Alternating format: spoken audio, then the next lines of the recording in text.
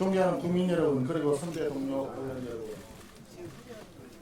지금 대한민국의 법치주의가 살아있는지 너무 걱정스러운 상황입니다. 대장동 일당 남욱으로부터 불법 대선 자금 8억 4,700만 원을 받아서 1심 유죄, 2심 유죄를 선고받았고 3심에서도 유죄가 거의 확실시 되는 범죄자 김용이 지금 전국 순회 북 콘서트를 열고 있습니다.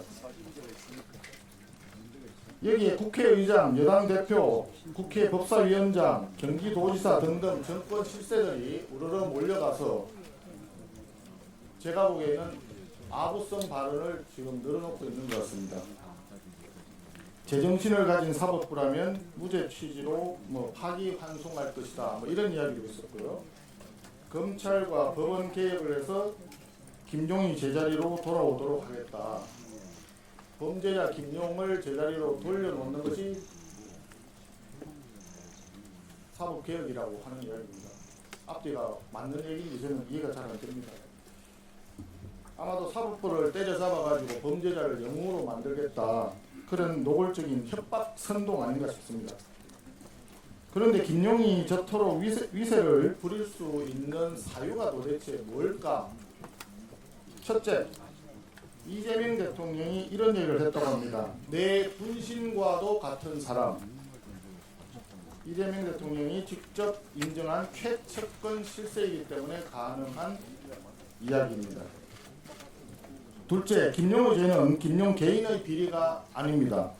김용의 죄는 더불어민주당 대선 후보였던 이재명 대통령의 선거 자금 비리이고, 이재명 당선을 위해서 선거 자금을 받았고 대통령을 대신해서 감옥에 갔다는 것.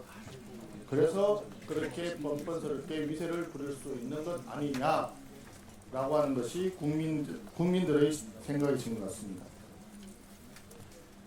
이런 가운데 송영길 전 더불어민주당 대표는 지난주에 더불어민주당 복당을 신청하고 인천 계양을 보궐선거 출마를 선언했습니다. 마치 자기가 지금 이미 국회에 들어온 것처럼 지금 하고 있습니다. 송영길, 노웅래, 허종식, 윤관석, 이분들이 돈봉투를 돌리면서 소위 더불어민주당 전당대회를 만드신 분들인데 무죄 판결을 받았습니다. 그런데 그 무죄 판결의 이유가 뭐냐? 위법한 증거 수집 때문에 그렇다, 이런 이야기입니다. 위법 수집 증거라고 하는 법리가 있고 하는데 그 법리는 이상하게 여당 의원들만 적용되고 야당 의원들은 적용이 안 됩니다. 왜 그런지 사법부도 이해하기가 어렵습니다. 결론은 무죄를 받긴 받았지만 증거 수집 과정에 절차에 문제가 있었다는 것 때문에 무죄인 것이지 돈봉투를 돌렸다라고 하는 사실은 변한 게 없다라고 하는 점입니다. 그런데 이재명 대통령은 돈봉투 일당의 주범인 송영길 전 대표에게 직접 응원 전화, 격려 전화까지 했다고 합니다. 이러한 부끄러움도 없는 더불어민주당의 전당대회 전통이 바로 공천뇌물 사건으로, 돈공천 사건으로 연결되는 겁니다. 지난번에 공천뇌물 사건 관련해서 강선우 의원 수사 그렇게 민거접되다가 이번 주에 이제 본회의에 체포동의안을 상정할 예정이라고 합니다. 김병기 의원 수사는 경찰이 소환 조사도 지금 제대로 하지 않았다고 하고 있습니다.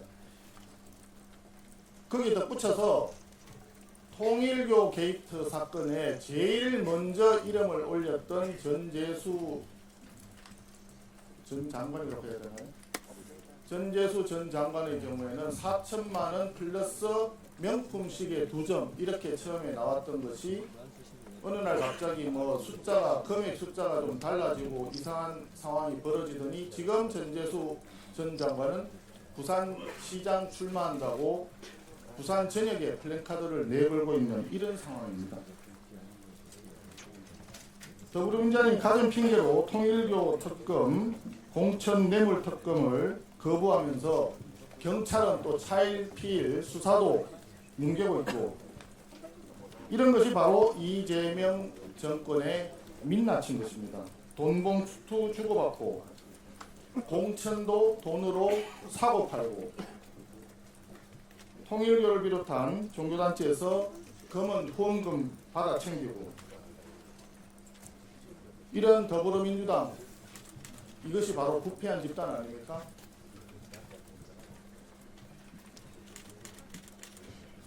존경하는 선배 동료 여러분, 그런데 지금 더불어민주당은 당초에 2월 임시국회 일정 논의할 때는 2월 12일과 26일 두 차례에 걸쳐서 본회의를 열자고 합의 상태에 있었는데, 느닷없이 내일 24일부터 본회의를 계획을 해서 사법 파괴 악법들을 강행 처리하겠다고 지금 하고 있습니다.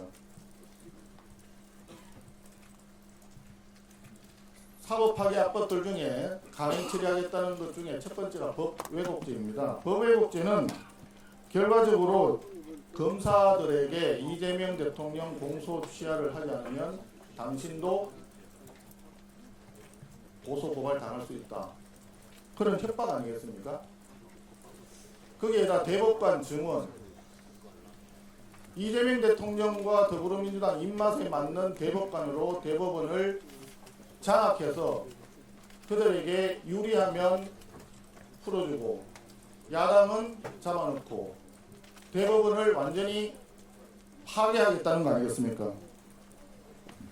거기서도 안 되면 사심제 해가지고 대법원 판결도 헌법소원을 인정하겠다. 이거는 완전히 사법부를 파괴시키는 것이고, 대한민국의 근간인 법치주의와 사법부를 완전히 파괴하겠다는 선언이나 마찬가지입니다.